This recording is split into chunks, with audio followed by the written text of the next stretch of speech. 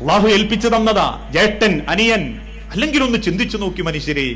ഞാൻ ചിന്തിക്കാറുണ്ട്, പടച്ചോനെ ഇപ്പം ഉമ്മയും വാപ്പയുണ്ട്, അനിയനും പെങ്ങളും ഒക്കെ വരുന്നുണ്ട്, വീട്ടില് വരുന്നുണ്ട്.